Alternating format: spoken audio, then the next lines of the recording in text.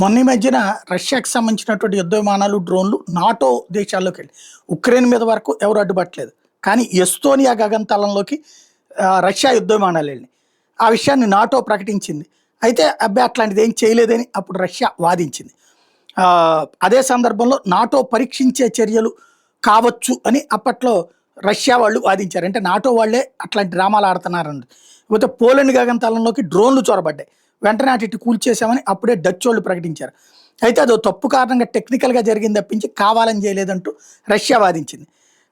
Ukraine దాడికి ప్రతీకారంగానే క్రిమియాలో తమ చర్యలు ఉన్నాయంటూ మరొక వైపున ప్రకటించుకొచ్చినటువంటి సిచ్యుయేషన్.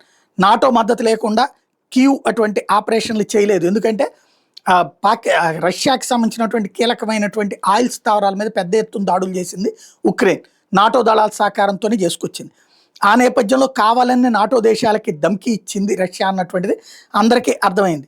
ఇప్పుడు ఈ వ్యవహారంలో రష్యా ఇక నాటో దేశాల మీద కూడా దాడి చేస్తుంది అన్నటువంటి అనుమానం వస్తూ మొన్ననే అమెరికా అధ్యక్షుడు ట్రంప్ మీ దేశాల్లోకి వస్తే చూస్తూ ఊరుకోవడం ఏంటి, రష్యా విమానాలు కూల్చేయండి అన్నాడు. అంటే యుద్ధానికి ప్రిపేర్ అయిపోండి అని చెప్పాడు.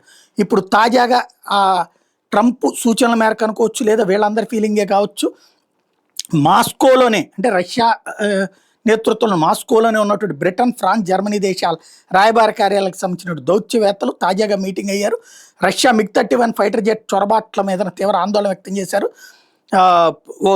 వీళ్ళందరి తరపున ఓ అధికారి బ్లూంబర్గ్ పత్రికకి ఈ విషయం చెప్పుకొచ్చారు. రష్యా కమాండర్లు ఉద్దేశపూర్వకంగా ఇట్లాంటి ఎత్తుకలకు పాల్పడుతున్నారని అభిప్రాయానికి వచ్చారు. ఈసారి తేడా వస్తే కూల్చేస్తారు అన్నటువంటి హెచ్చరిక యూరప్ దేశాలు ఇప్పుడు రష్యాకి చేసింది.